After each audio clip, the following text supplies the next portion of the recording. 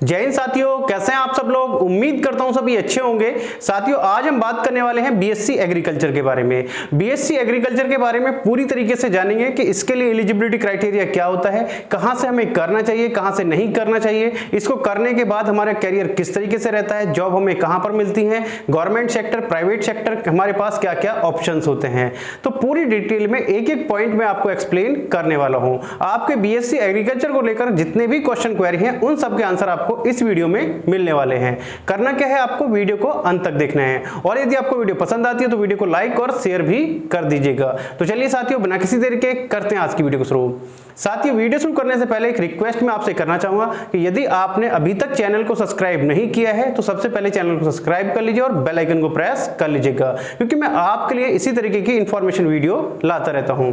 तो साथियों, सबसे पहले हम बात करते हैं बीएससी एग्रीकल्चर में इसकी फुल फॉर्म की, इसकी फुल फॉर्म क्या होती है। तो साथियों, इसकी फुल फॉर्म होती है bachelor of science in agriculture, यानी कि बीएससी एजी की जो फुल फॉर्म होती है वो क्या होती है, bachelor of science in agriculture, जो कि हमारा क्या है, ये हमारा ग्रेजुएट प्रोग्राम है। अब इससे आगे हम पॉइंट टू पॉइंट इसको एक्सप्लेन करेंगे। तो इसमें सबसे पहला आता है कोर्स ड्यूरेशन, यानी कि ये कितने साल का कोर्स होता है। तो साथियों, जो हमारा बीएससी एजी है, ये हमारी जो इसकी ड्यूरेशन है, कोर्स ड्यूरेशन, वो है हमारी 4 ईयर। कितनी की है भाई, हमारी 4 ईयर, यानी कि 4 साल का हमारा ये डिग्री कोर्स है, जो कि किसके अंतर्गत आता है भाई, हमारा अंडर ग्रेजुएट डिग्री कोर्स है।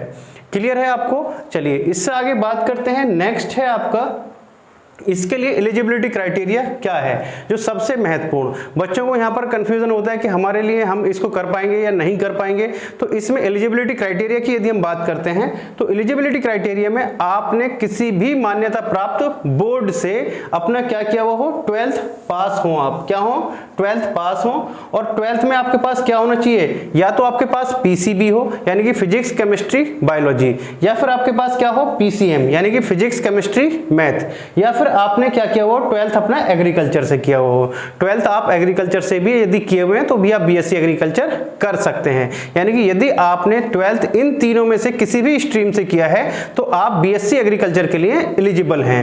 अब बात आती है, बहुत सारे बच्चे क्वेश्चन पूछते हैं कि सर इसके लिए क्या परसेंटेज का भी क्राइटेरिया है। जी बिल्कुल, इसके लिए परसेंटेज का क्राइटेरिया है। इसमें आपकी जो परसेंटेज होनी चाहिए, मिनिमम परसेंटेज आपकी 45% होना अनिवार्य है, यानी कि 45% आपका होना अनिवार्य है। यदि आपकी कोई कैटेगरी लगती है, एससी एसटी या कुछ और आपको कोई कोटा मिलता है, तो उसमें फिर आपको जो भी गवर्नमेंट्स के या यूनिवर्सिटी के नॉर्म है उसके अकॉर्डिंग आपको फिर छूट मिल जाती है।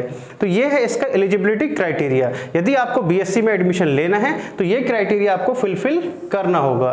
क्लियर है आपको। नेक्स्ट, अब आगे बात करते हैं। नेक्स्ट है हमारा कि इसका सिलेबस, कि इसमें क्या पढ़ाया जाता है। तो साथियों, इसके नाम से पता चल रहा है बीएससी एग्रीकल्चर। तो इसमें जो बीएससी एग्रीकल्चर में जो मेन जो पार्ट है वो किसका है, फिजिक्स का, केमिस्ट्री का और बायोलॉजी का। और इसमें जो एग्रीकल्चर के बारे में पढ़ाया जाता है, यानी कि जो हमारी खेती है उसके बारे में सब सारी चीजें बताई जाती है कि फर्टिलाइजर कैसे बनते हैं और किस में कीटनाशक दवाई को यूज करने से क्या हमारी पैदावार बढ़ सकती है, घट सकती है, ये सब सारी चीजें इसमें सिखाई जाती हैं। तो इसका जो सिलेबस है ये सिलेबस रहता है। और जो हमारा एक कोर्स है, सेमेस्टर मोड का कोर्स है, इसमें हमारा 4 साल का कोर्स है। तो कितने सेमेस्टर होंगे, 8 सेमेस्टर में इसकी पढ़ाई हमारी कराई जाती है। इसमें हमारे जो 8 सेमेस्टर में आपके हमारे प्रैक्टिकल भी होते हैं और हमारा थ्योरेटिकल पार्ट भी इंक्लूड है। तो क्लियर है आपका। तो ये होगी सिलेबस की बात। अब बात करते हैं जो सबसे मोस्ट इंपॉर्टेंट है, कैरियर आफ्टर बीएससी एग्रीकल्चर। क्या, कैरियर आफ्टर बीएससी एग्रीकल्चर। इसको करने के बाद में हमारा कैरियर किस तरीके से रहता है। लेकिन उससे पहले भी हम बात कर लेते हैं, बच्चे का बात आती है कि सर हमारा इसका एडमिशन का प्रोसेस क्या रहता है, इसमें यदि हमें एडमिशन लेना है तो हम किस तरीके से एडमिशन ले सकते हैं। तो साथियों, बीएससी एग्रीकल्चर के लिए जो हमारी गवर्नमेंट यूनिवर्सिटी है या सेंट्रल गवर्नमेंट यूनिवर्सिटी है या स्टेट गवर्नमेंट यूनिवर्सिटी है, तो उसमें इसमें मेरिट के बेस पर भी एडमिशन होता है और एंट्रेंस एग्जाम भी इसके लिए कराया जाता है। मैक्सिमम यूनिवर्सिटी जो है इसमें मेरिट के बेस पे एडमिशन लेती हैं। जैसे हम यदि स्टेट गवर्नमेंट में बात करें तो जैसे हमारा एनसीआर में जो लगता है सीसीएस यूनिवर्सिटी लगती है, तो सीसीएस यूनिवर्सिटी में जो एडमिशन कराए जाते हैं वो मेरिट के बेस पर कराए जाते हैं। तो यदि आपको किसी भी कोर्स में या बीएससी एग्रीकल्चर में एडमिशन लेना है तो हर साल सक्षम एजुकेशन फाउंडेशन, जो कि अपना गवर्नमेंट से स्कॉलरशिप मिलती है वो अलग मिलती है, और सक्षम एजुकेशन एंड चैरिटेबल ट्रस्ट की तरफ से जो स्कॉलरशिप मिलती है वो अलग मिलती है। तो उसके लिए आप अप्लाई कर सकते हैं। उसका लिंक मैंने डिस्क्रिप्शन बॉक्स में दिया हुआ है, वहां से आप अप्लाई कर सकते हैं, बिल्कुल फ्री ऑफ कॉस्ट है, किसी भी टाइप का कोई चार्ज नहीं है। तो यदि आप भी बीएससी एग्रीकल्चर करना चाहते हैं तो मैं आपको एडवाइस करूंगा कि एक बार वहां पर जाकर आप अपना रजिस्ट्रेशन अवश्य कराइए। तो ये थी एडमिशन की बात कि जो हमारा सीसीएस यूनिवर्सिटी में मेरिट के बेस पे एडमिशन होते हैं, या जो और काफी सारी यूनिवर्सिटीज हैं तो उसमें डायरेक्ट भी एडमिशन हो जाता है। जो प्राइवेट यूनिवर्सिटी है, जो स्टेट गवर्नमेंट यूनिवर्सिटी है, उनमें ज्यादातर आपका एडमिशन जो होता है वो मेरिट के बेस पर कराया जाता है। अब बात करते हैं कैरियर आफ्टर बीएससी एजी, यानी कि इसको करने के बाद कैरियर किस तरीके से हमारा रहता है। तो साथियों, जब आप बीएससी एग्रीकल्चर कर लेते हैं तो इसको करने के बाद में आप पहला ऑप्शन हमारे पास क्या होता है कि हम क्या कर सकते हैं भाई, एमएससी कर सकते हैं। क्या कर सकते हैं? एमएससी कर सकते हैं, यानी कि मास्टर डिग्री कर सकते हैं। किसमें? एमएससी एजी, यानी कि एग्रीकल्चर में एमएससी कर सकते हैं। जब आपका एमएससी एग्रीकल्चर से आपका हो जाएगा, फिर आप उसके बाद पीएचडी भी कर सकते हैं, या आप उसके बाद में नेट का एग्जाम देके एज असिस्टेंट प्रोफेसर भी वर्क कर सकते हैं।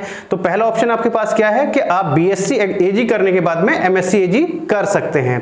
इसके बाद में यदि आपको बीएससी के बाद जॉब करनी है तो उसके लिए भी आपके पास बहुत सारे ऑप्शन हैं। सबसे पहला है आपका रिसर्च ऑफिसर, यानी कि आप नई नई चीजें किस तरीके के आज की डेट में पौधे या जो भी खेती में नई नई रिसर्च आप कर सकते हैं, यानी क्या बन सकते हैं आप? रिसर्च ऑफिसर बन सकते हैं। क्लियर है आपको? नेक्स्ट है भी आपका इसमें, इसके बाद में आप क्या बन सकते हैं भाई? एग्रीकल्चर ऑफिसर बन सकते हैं। जो गवर्नमेंट की वैकेंसी निकलती है उसकी मैं अभी बात कर रहा हूं। तो गवर्नमेंट में क्या बन सकते हैं भाई? जो एग्रीकल्चर ऑफिसर हैं वो बन सकते हैं। नेक्स्ट है आप क्या बन सकते हैं? As a agriculture loan officer बन सकते हैं। क्या बन सकते हैं भाई? एग्रीकल्चर लोन ऑफिसर बन सकते हैं, जो उसमें बैंक में अलग से वैकेंसीज आती हैं और उनको जो फिल कर सकते हैं वो कौन कर सकते हैं? जिन्होंने बीएससी एग्रीकल्चर से की हुई है या फिर एमएससी की हुई है एग्रीकल्चर से, उन वैकेंसीज को सिर्फ और सिर्फ वही फिल कर सकते हैं। तो इसके बाद में ये तो हो गए हमारे गवर्नमेंट के ऑप्शन। और भी बहुत सारे गवर्नमेंट के ऑप्शंस होते हैं। जितनी भी गवर्नमेंट की कंपनीज हैं जो क्या बनाती है, कीटनाशक दवाई बनाती हैं, जो भी चीजें बनाती हैं एग्रीकल्चर के लिए, यानी कि खेती के लिए, जितनी भी गवर्नमेंट की जो कंपनीज हैं या गवर्नमेंट प्रोडक्ट बनाती है, तो उसमें भी आपकी बहुत सारी वैकेंसीज निकलती हैं। और उनको कौन फिल कर सकता है? सिर्फ और सिर्फ जिन्होंने बीएससी एग्रीकल्चर से किया हुआ है। अब यदि हम प्राइवेट सेक्टर की बात करें तो प्राइवेट सेक्टर में भी स्कोप बहुत अच्छा खासा है। प्राइवेट में स्कोप बहुत अच्छा है। जैसे हम प्राइवेट में बात करें, चाहे वो आपका शुगर मिल है या फिर आपका जो जितनी भी एग्रीकल्चर से रिलेटेड प्रोडक्ट बन रहे हैं, फर्टिलाइजर बन रहे हैं, जो भी चीजें बन रही हैं, तो उन सब में मैक्सिमम जो लोग काम करते हैं वो बीएससी एग्रीकल्चर वाले करते हैं, या जिन्होंने बीएससी बायोलॉजी से की हुई है, बायोटेक से की हुई है, तो वो काम करते हैं। लेकिन प्रायोरिटी वहां पर जो दी जाती है वो किसको दी जाती है? जिन्होंने बीएससी एग्रीकल्चर से की हुई है। तो कैरियर काफी अच्छा है, ऐसा नहीं है, वैकेंसीज बहुत ज्यादा आती हैं। गवर्नमेंट सेक्टर में भी कैरियर काफी अच्छा है, गवर्नमेंट की जो वैकेंसीज हैं बहुत ज्यादा आती हैं। सैलरी पैकेज भी बहुत अच्छा इसमें रहता है। तो ये है इसका जो आपका इसमें कैरियर। अब यदि हम बात करें इसमें कि बेस्ट कॉलेज और यूनिवर्सिटी की, तो साथियों यहां पर मैं आपको सजेस्ट करूंगा कि कोशिश ये करें कि आप अपना BSc agriculture state government university या सेंट्रल गवर्नमेंट यूनिवर्सिटी से ही करें, यदि आपके पास ऑप्शन है। यदि फिर आपको ऑप्शन नहीं मिल पाता है, आपका स्टेट गवर्नमेंट यूनिवर्सिटी या सेंट्रल गवर्नमेंट यूनिवर्सिटी में नहीं हो पाता है, फिर तब आप जाइए प्राइवेट यूनिवर्सिटी की तरफ। तो आप सेंट्रल गवर्नमेंट यूनिवर्सिटी जो है वो बहुत सारी यूनिवर्सिटीज हैं जो आपका बीएससी एग्रीकल्चर कराती हैं, तो आप कोशिश करिएगा वहीं से करें। प्राइवेट में बहुत सारी अलग अलग यूनिवर्सिटीज हैं जो क्या कराती है? बीएससी एग्रीकल्चर कराती हैं, तो वहां से भी आप कर सकते हैं, कोई इश्यू नहीं है किसी भी तरह का। लेकिन प्रायोरिटी आप दीजिएगा जो आपका सेंट्रल गवर्नमेंट यूनिवर्सिटी है या आपकी स्टेट गवर्नमेंट यूनिवर्सिटी है।